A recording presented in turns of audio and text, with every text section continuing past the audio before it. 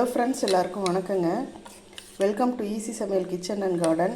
இன்றைக்கி நம்ம கிச்சனில் தாங்க வீடியோ போட போகிறோம். கத்திரிக்காய் சுட்டு பிசைகிறது எப்படின்னு தாங்க பார்க்க போகிறோம். கிராமத்து முறையில் நம்ம கத்திரிக்காயை ஒரு 3 கத்திரிக்காயை நல்ல பெரிய பெரிய கத்திரிக்காயை எடுத்து கத்திரிக்காய், இதுக்கு தேவையான தக்காளி, பூண்டு, மிளகாய் இது எல்லாமே நெருப்பில் சுட்டு, நான் கேஸ் ஸ்டவ்வில் தான் சுட போகிறேன். விறகடுப்பு இல்லை எங்கள் வீட்டில், அதனால் கேஸ்லேயே சுட்டு இந்த மாதிரி எப்படி கடையிறதுன்னு பார்க்கலாங்க. இது ரொம்ப சுவையாக இருக்குங்க. இது சோறு, இட்லி, தோசை, சப்பாத்தி எல்லாத்துக்குமே தொட்டு சாப்பிட்றதுக்கு ரொம்ப நல்லாயிருக்கும். வாங்க இது எப்படி செய்கிறதுன்னு பார்க்கலாம்.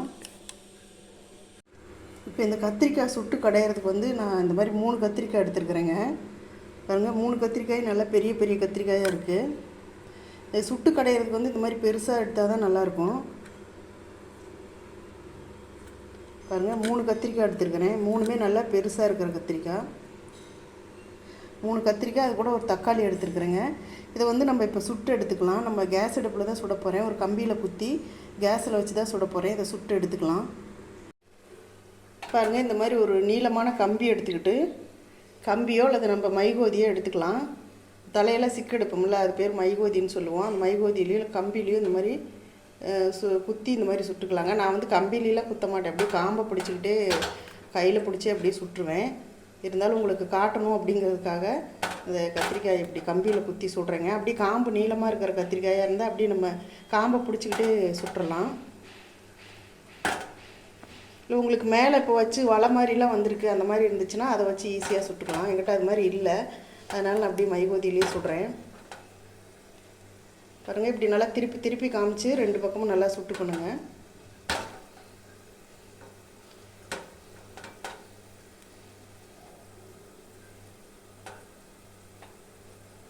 நல்லா சுடட்டும்.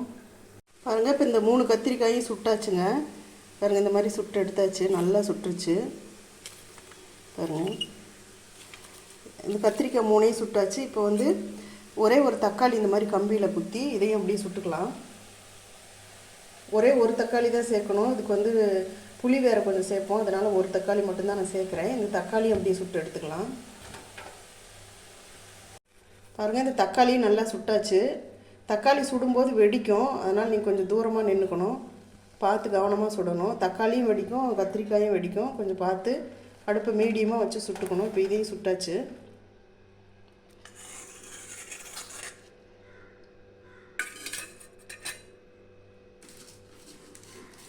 அடுத்ததாக பார்த்திங்கன்னா ஒரு 2 வரமிளகாயை சுட்டுக்கலாம். இது அப்படியே அடுப்புலேயே வச்சு அப்படியே சுட்டுக்கலாம். இது லைட்டாக காட்டினாவே போதும்.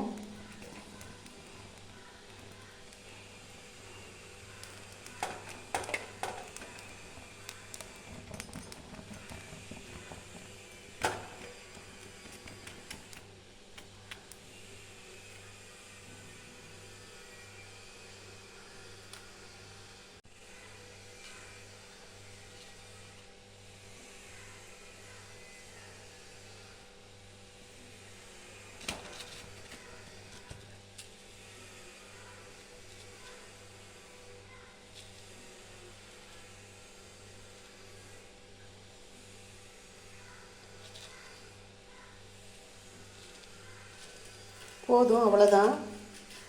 இப்போ பார்த்திங்கன்னா இந்த 2 வரமிளகாயும் சுட்டாச்சு.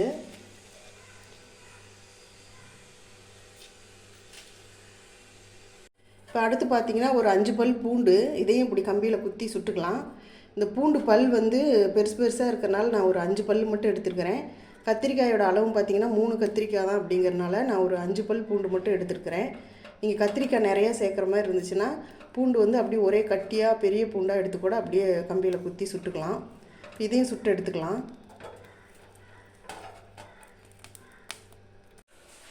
பாருங்கள், இப்போ இந்த பூண்டு பல்லும் நல்லா சுட்டாச்சு.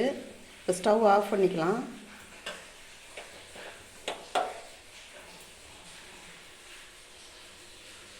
அவ்வளோதான். இப்போ நம்ம எல்லாமே சுட்டு எடுத்தாச்சுங்க. இப்போ இதெல்லாம் நல்லா ஆற வச்சுட்டு இந்த தோலை அப்படியே உரித்து எடுத்துக்கலாம். இப்போ இந்த கத்திரிக்காயெல்லாம் இந்த மாதிரி தோலை உரித்து எடுத்துக்கலாம்.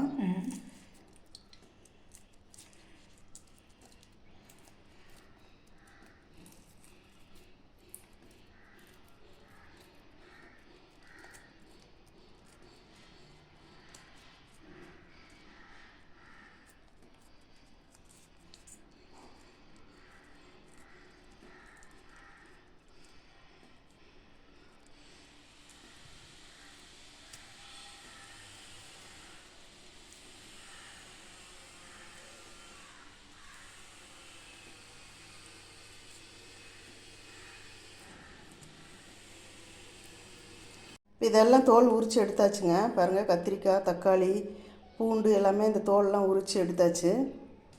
உரித்து எடுத்துகிட்டு கழுவக்கூடாதுங்க. கழுவுனோம்னா அந்த சுட்ட வாசனை போயிடும். தோலை மட்டும் உரிச்சிட்டு அப்படியே கருப்பாக இருந்தாலுமே அதோடய போட்டு பிசைஞ்சோம்னா தான் இது நல்லா அந்த மனம் மாறாமல் இருக்கும். இப்போ நம்ம இதெல்லாம் வந்து ஒன்று ஒன்றா நம்ம ஒரு பாத்திரத்தில் சேர்த்து அப்படி பிசைஞ்சிக்கலாம். ஃபஸ்ட்டு வந்து இந்த வரமிளகாயை அப்படியே பிசைஞ்சிக்கலாம். கையிலே இப்படி நசுக்கி பிசைஞ்சிக்கணுங்க. நம்ம பாருங்கள், இப்படி கையில் நசுக்குனாவே இதெல்லாம் நல்லா நொறுங்கிரும். நல்லா சுட்டுருக்கிறதுனால பாருங்கள் இந்த மாதிரி வந்துடும். அடுத்தது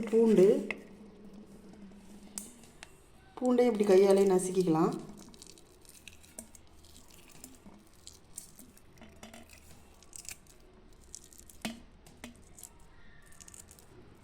இது சுட்டுருக்கிறதுனால அப்படியே இப்படி நசுக்குனாவே நசுங்கிருங்க.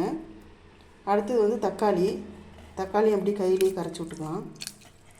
இதுக்கு பேரே சுட்டு பிசையிறதுங்க. கிராமத்துலலாம் சொல்லுவாங்க கத்திரிக்காய் சுட்டு பிசையிறதுன்னு சொல்லுவாங்க.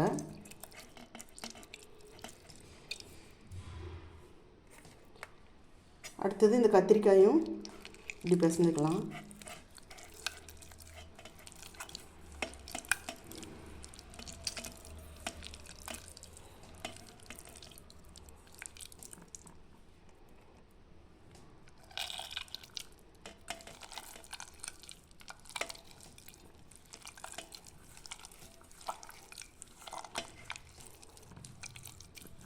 இப்போ எல்லாத்தையும் ஒன்றா சேர்ந்து இந்த மாதிரி நல்லா பிசைஞ்சு வச்சுக்கலாங்க.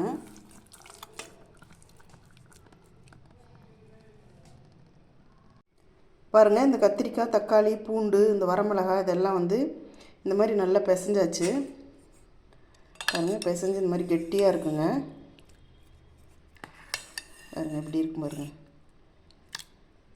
இப்போ வந்து இதை தாளிச்சுக்கலாம். எப்படி தாளிக்கிறதுன்னு பார்க்கலாம் வாங்க.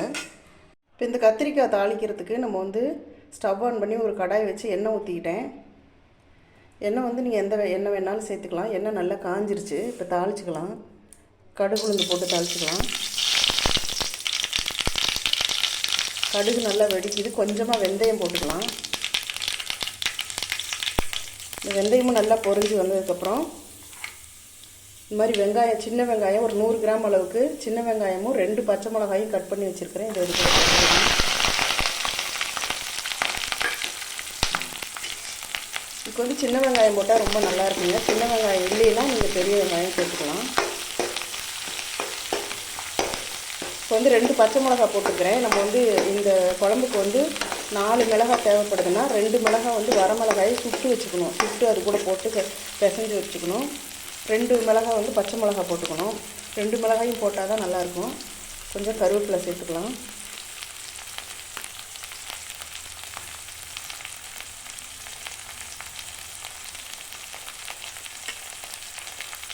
இது கூடவே கொஞ்சம் பெருங்காயத்தூள் சேர்த்துக்கலாம். பெருங்காயத்தூள் தாங்க இதுக்கு நல்ல வாசனையை கொடுக்கும். இதையும் சேர்த்துக்கலாம். சேர்த்து நல்லா வதக்கி விட்டுடலாம். சின்ன வெங்காயம் போட்டால் இதோட டேஸ்ட் வந்து ரொம்ப நல்லாயிருக்கும். பெரிய வெங்காயமும் சேர்த்து செய்யலாம். இது ஒன்றும் பிரச்சனை இல்லை. சின்ன வெங்காயம் இல்லைன்னா பெரிய வெங்காயம் போட்டுக்கலாம்.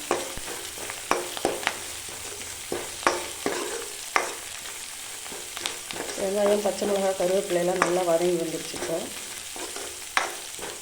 ரொம்ப வதங்கக்கூடாது. இப்போ வந்து ஒரு பாதி வேக்காடு வெந்திருந்தால் தான் இது சாப்பிடும்போது வெங்காயம் வாயில் நறு கடிக்கிறதுக்கு நல்லாயிருக்கும்.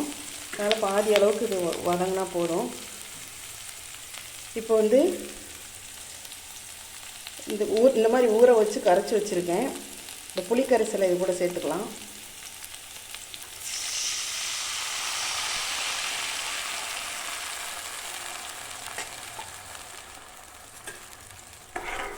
இந்த புளிக்கரைசல் வந்து இந்த பச்சை வாசனை போகிற வரைக்கும் நல்லா கொதித்து வரட்டும். கொதித்து வந்ததுக்கப்புறம் இந்த கத்திரிக்காயை சேர்த்துக்கலாம். இது நல்லா கொதிக்கட்டும். இந்த புளிக்கரைசல் வந்து நல்லா கொதித்து வந்துருச்சுங்க. இதில் இருக்கிற பச்சை வாசனையெல்லாம் போயிடுச்சு. வந்து இதுக்கு தேவையான உப்பு சேர்த்துக்கலாம். நம்ம இப்போ அந்த கத்திரிக்காய், இந்த புளிக்கரைசல் ரெண்டுக்கும் சேர்த்து தான் உப்பு போடணும். இதில் சேர்த்துக்கலாம்.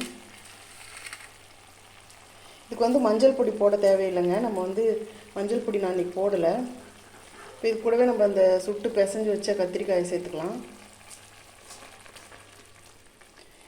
இது நம்ம சுட்டு பிசைஞ்சிருக்கிறதுனால இப்படியே நம்ம மஞ்சள் பொடியெல்லாம் போடாமல் செஞ்சோம்னா தான் இதோட மனம் வந்து மாறாமல் அப்படியே நல்லா டேஸ்ட்டாக இருக்குங்க. அதனால் இதுக்கு மஞ்சள் பொடி போடணும்னு அவசியம் இல்லை, நீங்கள் உங்களுக்கு தேவைன்னா போட்டுக்கலாம். இது நல்லா இந்த புளிக்கரைசலோடு கலந்து விட்டுறலாம்.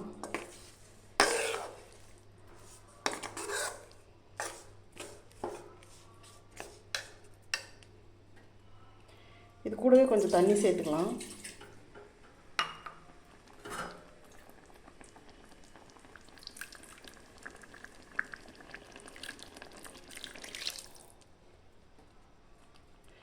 இது நல்லா கொதிச்சு வரட்டும். இப்போ நம்ம ஏற்கனவே எல்லாமே சுட்டதுனால இது ரொம்ப நேரத்துக்கு கொதிக்க தேவையில்லை. புளியும் நல்லா பச்சை வாசனை போகிற வரைக்கும் கொதிக்க வச்சிட்டோம். அதனால் ரொம்ப கொதிக்க தேவையில்லை. ஒரு 2 கொதி வந்தோடனே அப்படி ஸ்டவ் ஆஃப் பண்ணிக்க வேண்டியதுதான். இது நல்லா கொதிக்கட்டும். இது நல்லா கொதித்து வந்துருச்சுங்க. கொதித்து பாருங்கள், அந்த பச்சை வாசனையெல்லாம் போயிடுச்சு. ரொம்ப நேரம் கொதிக்க தேவையில்லை. நம்ம ஏற்கனவே எல்லாம் சுட்டுருக்கிறதுனால ரொம்ப கொதிக்க தேவையில்லை. பாருங்கள், இந்த புளியும் நல்லா கொதிக்க வச்சுட்டோம். அதனால் இது அருமையாக ரெடி ஆகிடுச்சுங்க. இப்போ வந்து நம்ம ஸ்டவ் ஆஃப் பண்ணிக்கலாம். இது பார்த்திங்கன்னா நம்ம மத்து வச்சும் கடையலாம். ஆனால் மத்து வச்சு கடைஞ்சோம்னா ரொம்ப இந்த மாதிரி இப்படி ஒன்றும் பாதியமாக இருந்தால் தான் நம்ம சாப்பிட்றதுக்கு நல்லாயிருக்கும். இது வந்து கிராமத்து முறையில் இப்படி நெருப்பில் சுட்டு நம்ம இந்த மாதிரி கையாலேயே பிசைஞ்சு இப்படி தாளித்து சாப்பிட்டோம்னா இதோட சுவை வந்து ரொம்ப அபாரமாக இருக்குங்க. இப்போ நீங்கள் மல்லித்தலையெல்லாம் எதுவுமே தூவ தேவையில்லைங்க, அப்படியே ஊற்றி சாப்பிட்லாம். இது சாப்பாட்டில் ஊற்றி சாப்பிட்றதுக்கு ரொம்ப நல்லாயிருக்கும். இட்லி தோசைக்கு நல்லாயிருக்கும். நீங்கள் எதுக்கு வேணாலும் ஊற்றி சாப்பிட்லாங்க. இதே மாதிரி நீங்களும் கத்திரிக்காய் வந்து சுட்டு பிசைஞ்சு சாப்பிட்டு பாருங்கள். சாப்பிட்டுட்டு டேஸ்ட் எப்படி இருந்ததுன்னு கமெண்ட் பண்ணுங்கள். இந்த வீடியோ உங்களுக்கு பிடிச்சிருந்துன்னா லைக் பண்ணுங்கள், ஷேர் பண்ணுங்கள். மறக்காமல் நம்மளோட சேனலுக்கு சப்ஸ்கிரைப் பண்ணுங்கள். அடுத்து ஒரு புது வீடியோவில் சந்திக்கிறேன். Thank you friends.